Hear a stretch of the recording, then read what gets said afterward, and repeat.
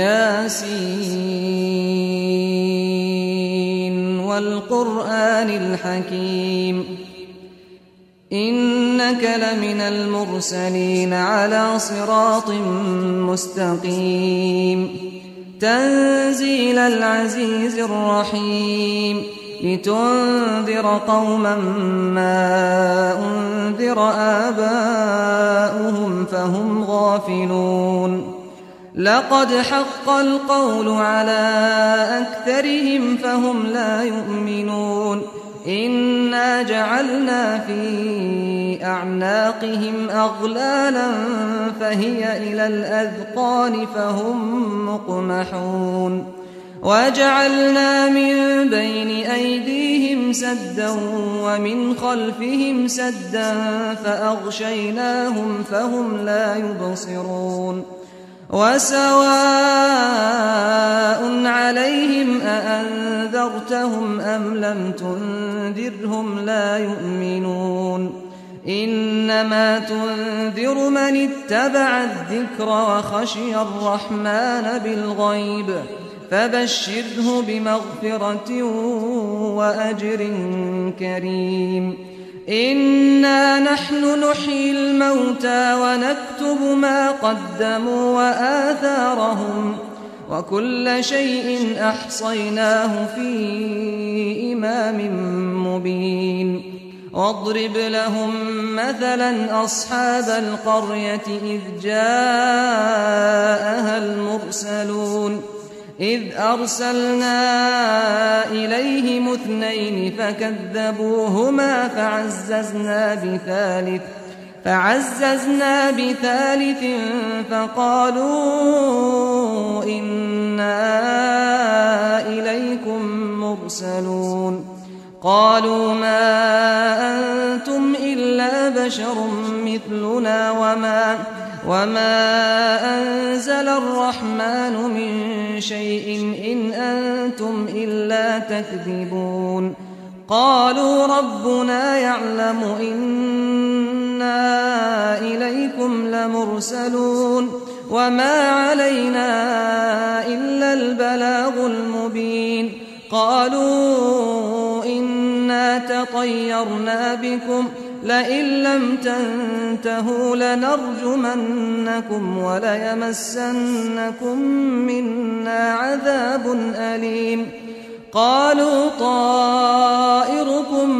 معكم أئن ذكرتم بل أنتم قوم مسرفون وجاء من أقصى المدينة رجل يسعى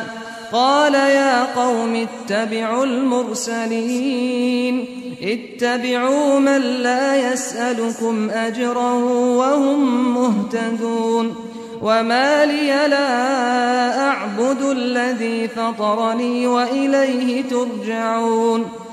أأتخذ من دونه آلهة إن يردني الرحمن بضر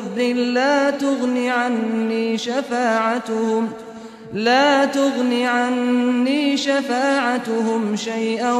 ولا ينقذون إني إذا لفي ضلال مبين إني آمنت بربكم فاسمعون قيل ادخل الجنة قال يا ليت قومي يعلمون بما غفر لي ربي وجعلني من المكرمين وما أنزلنا على قومه من بعده من جند من السماء وما كنا منزلين إن كانت إلا صيحة واحدة فإذا هم خامدون يا حسرة على العباد ما يأتيهم من رسول إلا كانوا به يستهزئون ألم يروا كم أهلكنا قبلهم من القرون أنهم إليهم لا يرجعون وإن كل لما جميع لدينا محضرون وآية لهم الأرض الميتة أحييناها وأخرجنا منها حبا فمنه يأكلون وجعلنا فيها جنات من نخيل وأعناب وفجرنا فيها من العيون ليأكلوا من ثمره وما عملته أيديهم أفلا يشكرون سبحان الذي خلق الأزواج كلها مما تنبت الأرض ومن أنفسهم ومما لا يعلمون وآية لهم الليل نسلخ منه النهار فإذا هم مظلمون والشمس تجري لمستقر لها ذلك تقدير العزيز العليم والقمر قدرناه منازل حتى عاد كالعرجون القديم لا الشمس ينبغي لها أن تدرك القمر ولا الليل سابق النهار وكل في فلك يسبحون وآية لهم أنا حملنا ذريتهم في الفلك المشحون وخلقنا لهم من مثله ما يركبون وإن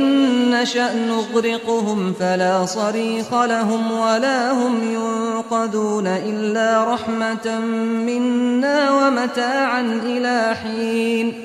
وإذا قيل لهم اتقوا ما بين أيديكم وما خلفكم لعلكم ترحمون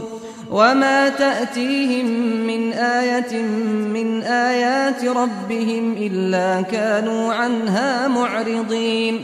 وإذا قيل لهم أنفقوا مما رزقكم الله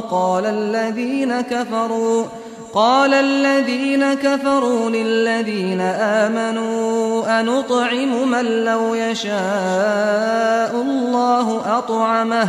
إن أنتم إلا في ضلال مبين ويقولون متى هذا الوعد إن كنتم صادقين ما ينظرون إلا صيحة واحدة تأخذهم وهم يخصمون فلا يستطيعون توصية ولا إلى أهلهم يرجعون ونفخ في الصور فإذا هم من الأجداث إلى ربهم ينسلون قالوا يا ويلنا من بعثنا من مرقدنا هذا ما وعد الرحمن وصدق المرسلون إن كانت إلا صيحة واحدة فإذا هم جميع لدينا محضرون فاليوم لا تظلم نفس شيئا ولا تجزون إلا ما كنتم تعملون إن أصحاب الجنة اليوم في شغل فاكهون هم وأزواجهم في ظلال على الأرائك متكئون لهم فيها فاكهة ولهم ما يدعون سلام قولا من رب رحيم وامتازوا اليوم أيها المجرمون ألم أعهد إليكم يا بني آدم ألا تعبدوا الشيطان إنه لكم عدو مبين وأن اعبدوني هذا صراط مستقيم ولقد أضل منكم جبلا كثيرا أفلم تكونوا تعقلون هذه جهنم التي كنتم توعدون اصلوها اليوم بما كنتم تكفرون اليوم نختم على أفواههم وتكلمنا أيديهم وتشهد وتشهد أرجلهم بما كانوا يكسبون ولو نشاء لطمسنا على أعينهم فاستبقوا الصراط فأنى يبصرون ولو نشاء لمسخناهم على مكانتهم فما استطاعوا مضيا